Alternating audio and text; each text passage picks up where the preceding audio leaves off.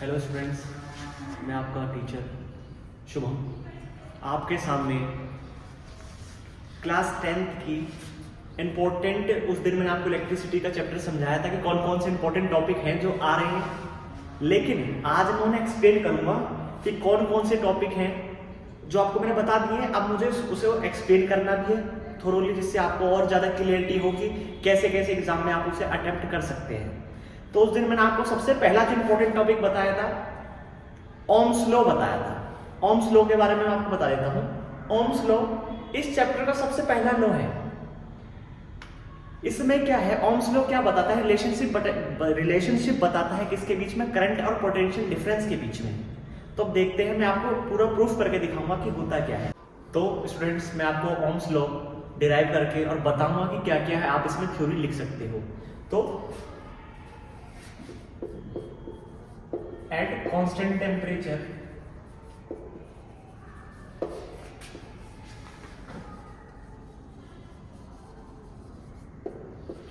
अगर temperature constant रहता है, मतलब बदलता नहीं है, तब क्या होता है?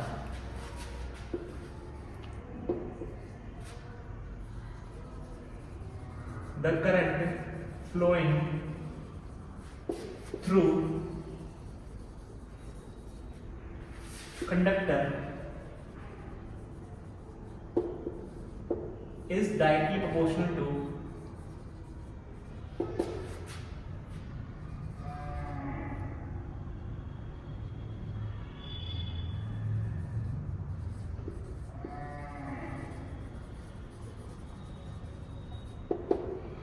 potential difference।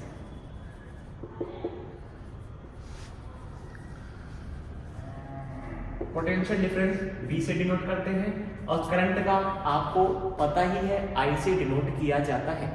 अब ये तो नॉर्मली हो गया ओम्स लॉ में लिखना क्या है थ्योरी में, लेकिन अब मैं आपको डिराइव करके बताऊंगा कि कैसे फॉर्मूला निकल के, या कौन सा लॉ, इस लॉ से कौन सा फॉर्मूला निकल के आता है। तो मैंने आपको देखो, जैसे इसमें है current is directly proportional to potential difference. अब मैं इसको उल्टा भी लिख दूंगा तो कोई भी फर्क नहीं पड़ता। करंट को बढ़ाएंगे तो पोटेंशियल डिफरेंस की वैल्यू बढ़ेगी, और अगर मैं पोटेंशियल डिफरेंस की वैल्यू बढ़ाऊंगा तो करंट की वैल्यू बढ़ेगी। तो जाहिर सी बात है, आई प्रोपोर्शनलिटी क्या हो जाएगा? कांस्टेंट हटेगा, ये डायरेक्टली प्रोपोर्शनल है। इसका मतलब यह है कि करंट की वैल्यू बढ़ाऊंगा तो पोटेंशियल डिफरेंस की भी वैल्यू बढ़ेगी।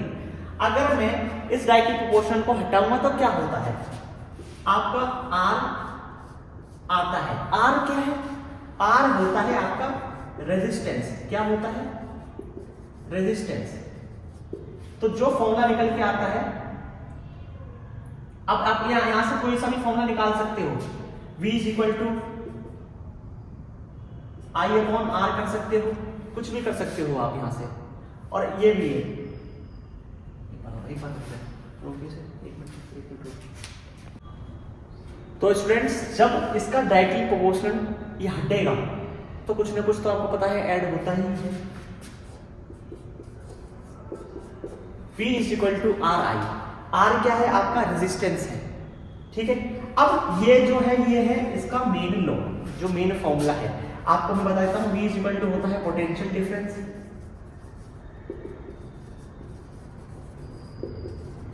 I का मतलब होता है करंट, ठीक। ये आपकी बेसिक चीजें हैं। अब इसमें भी बहुत सारे बच्चों के बहुत सारे कंफ्यूजन हो सकते हैं। करंट को कैसे मेजर किया जाता है, किससे मेजर किया जाता है? तो करंट को मेजर किया जाता है, मैं आपको अलग से लिख के दे देता हूं, जिनको नहीं पता है उनके लिए मैं स्पेशली बता। बहुत सारे बच्चों को बेसिक पॉइंट भूल जाते हैं। तो करंट को मेजर करते हैं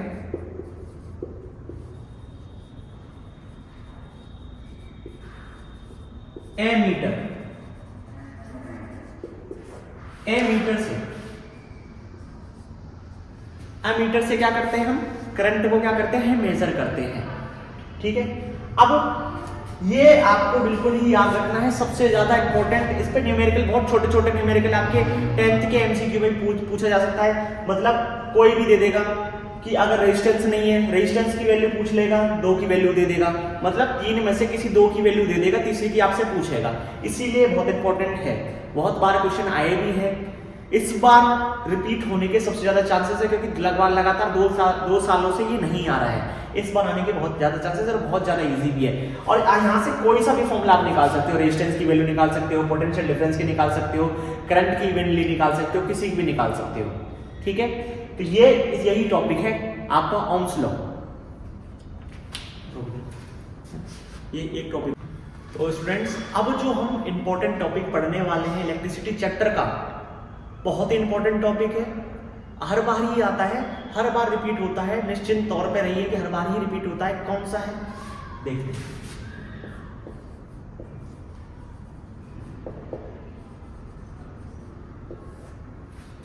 रेजिस्टेंस। रेजिस्टेंस क्या वर्ड है? रेजिस्ट करता है। आपने सुना होगा वाटर रेजिस्टेंस, या मैं किसी काम को कहने से मना करूं तो रेजिस्ट कर रहा है, इसका मतलब क्या है? रोक रहा है। रेजिस्टेंस का मतलब होता है किसी चीज को रोकना, बाधा उत्पन्न करना उस चीज के अंदर। तो अब जब इलेक्ट्रिसिटी चैप्टर पढ़ रहे हैं तो इसमें रेजिस्टेंस का मतलब क्या होगा, तो मैं आपको पहले लिख के बताता हूं।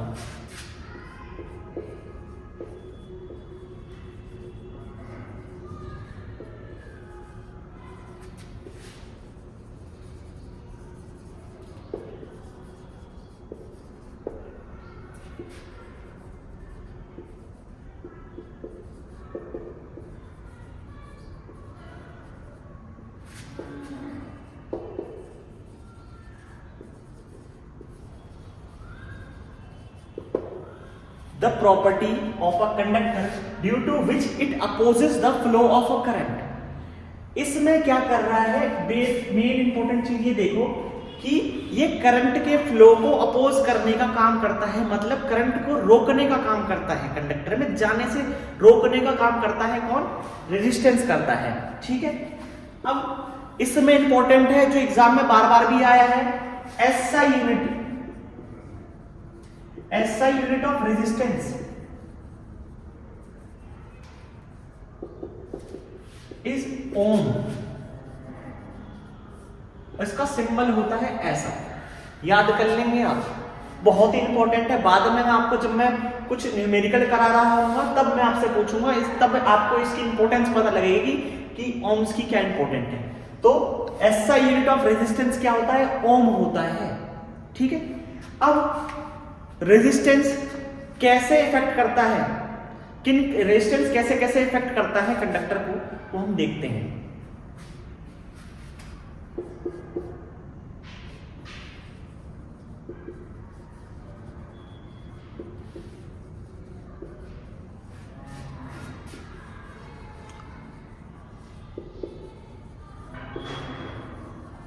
वेरियस पैरामीटर्स होते हैं जिससे रेजिस्टेंस इफेक्ट होता है। अब रेजिस्टेंस किसी किसी केस में बढ़ता भी है, किसी किसी केस में कम भी होता है। क्या कौन कौन से फैक्टर्स हैं जो इफेक्ट करते हैं रेजिस्टेंस को, वो अब हम देखते हैं। नॉर्मली जो पहला होता है वो होता है length of the conductor.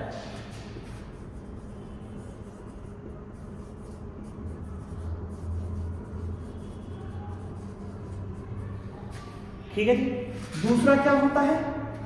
Area of cross section of the wire.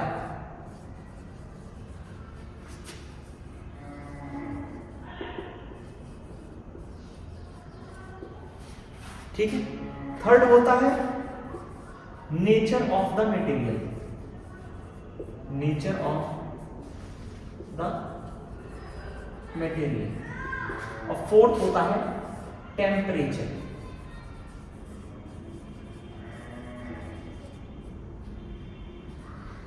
ये बेसिकली 4 आपके फैक्टर्स होते हैं जो इफेक्ट, तो स्टूडेंट 4 फैक्टर होते हैं जो रेजिस्टेंस को इफेक्ट करते हैं।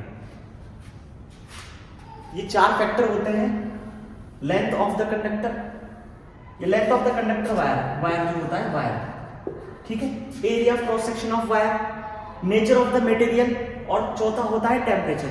अब आप इसका स्क्रीनशॉट ले सकते हैं, होप आपने स्क्रीनशॉट ले लिया होगा। अब मैं इनको एक्सप्लेन करता हूं कि कैसे इफेक्ट करते हैं ये रेजिस्टेंस को। तो हम फैक्टर्स अफेक्टिंग रेजिस्टेंस को पढ़ने वाले हैं। तो पहला जो फोरमोस्ट फैक्टर है वो लेंथ है, length of the conductor. Length कैसे रेजिस्टेंस को इफेक्ट करता है, इंक्रीज करता है या डिक्रीज करता है, वो हम इसमें जानेंगे। तो जाहिर सी बात, एक चीज याद रखना, जितनी लेंथ वायर की कंडक्टर की बड़ी होगी, जितनी ज्यादा होगी, उतनी रेजिस्टेंस की वैल्यू क्या होगी, आपकी ज्यादा होगी। तो सबसे पहले साइंस हम पढ़ रहे हैं, साइंस के हमें टर्मिनोलॉजी पता होना चाहिए। तो length is directly proportional to the resistance. Means if we increase the length of the conductor,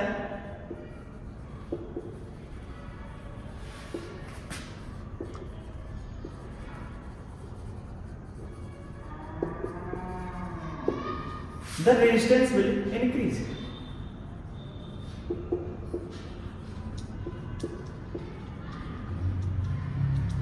इसका मतलब ये है, अगर आप लेंथ कंडक्टर की बढ़ाएंगे तो उसी हिसाब का आपका रेजिस्टेंस क्या होने लगेगा, बढ़ने लगेगा। अगर मैं एक भाषा में एक एग्जांपल लेके मैं आपको बताऊं, अगर आप लेंथ को डबल करते हैं, if length of wire is double,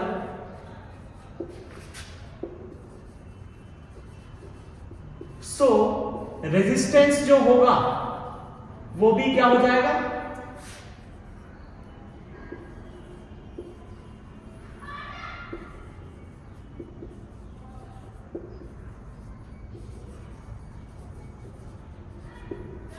अगर मैं लेंथ डबल कर दूंगा तो रेजिस्टेंस भी क्या हो जाएगी, डबल हो जाएगी।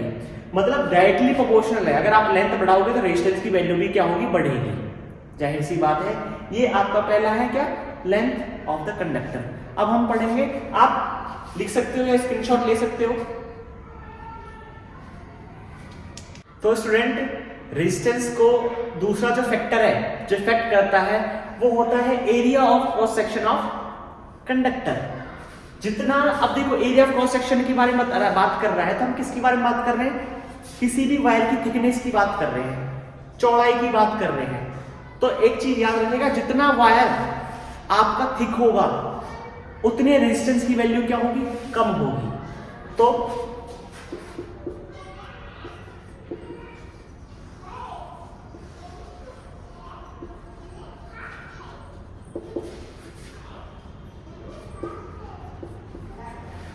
ऐसे भी लिख सकते हो, या किसी बच्चे को ऐसे लिखना है तो वो उसको भी लिख सकता है, कोई भी इशू नहीं है। अगर आप अगर एरिया कम होता जाएगा, एरिया जितना बढ़ेगा उतनी रेजिस्टेंस की वैल्यू क्या हो जाएगी, आपकी कम हो जाएगी। इफ द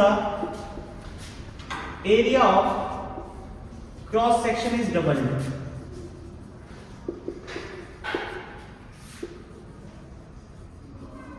अगर एरिया डबल हो जाएगा तो आपके रेजिस्टेंस की वैल्यू क्या हो जाएगी, इसमें हाफ हो जाएगी। इस तरीके से क्वेश्चन बहुत बार रिपीट भी हुए हैं आपके 10th के एग्जाम में।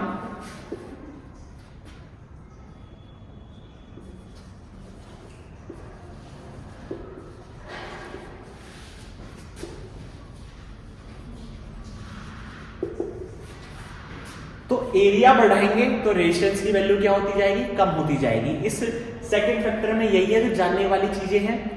एक बार एग्जाम में यह आया था कि अगर मैं एरिया डबल कर देता हूं तो क्या होगा, क्या इफेक्ट पड़ेगा रेजिस्टेंस के ऊपर।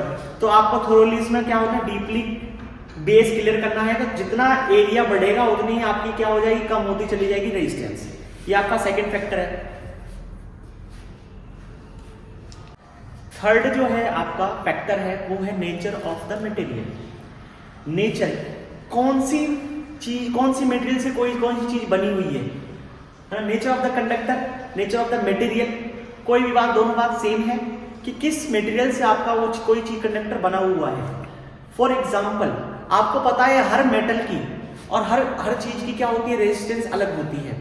तो क्या हम अपने घर में ऐसी वायर यूज करेंगे जिसकी रेजिस्टेंस ज्यादा हो, जो रेजिस्टेंस ज्यादा दे? नहीं करेंगे, क्योंकि हमें करंट की वैल्यू चाहिए ज्यादा और रेजिस्टेंस की वैल्यू हमेशा हमें क्या चाहिए, कम चाहिए।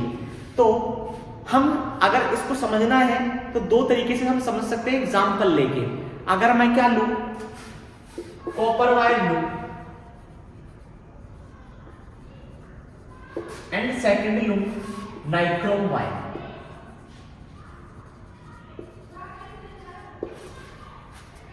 दो वायर मेरे पास है, कॉपर वायर है, नाइक्रोम वायर। तो हमारे घर में जितनी भी वायरिंग में या जितनी भी अप्लायंसेस में चीजें यूज होती हैं या घर में वायरिंग होती है तो कॉपर वायर की होती है, कभी भी नाइक्रोम वायर की नहीं होती। क्योंकि कॉपर की रेजिस्टेंस वैल्यू क्या होती है, ऑफर करता है कम रेजिस्टेंस,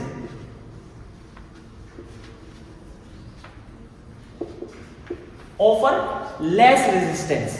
लेकिन अगर मैं नाइक्रोम वायर का यूज करने लगूं, इसकी रेजिस्टेंस बहुत ज्यादा होती है।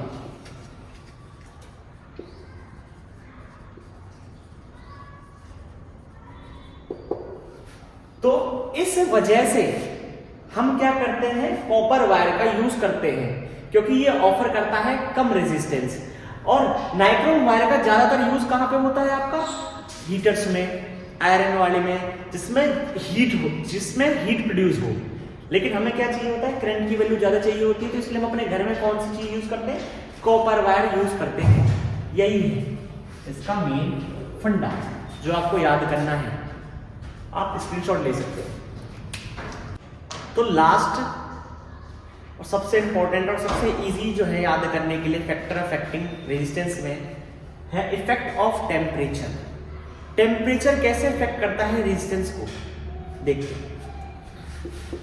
जितने भी आपके प्योर मेटल्स हैं, जितने भी आपके प्योर मेटल्स हैं, जितनी आप उन्हें हीट करेंगे, टेम्परेचर देंगे, उससे क्या होगा, आपका रेजिस्टेंस की वैल्यू क्या होगी, बढ़ेगी।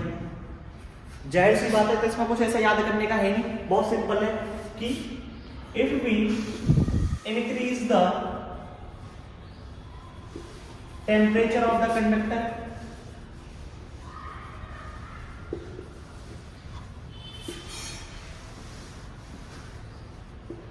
Resistance increases. और इसको मैं साइंटिफिक टर्म में बताऊंगा तो temperature is directly proportional to the resistance।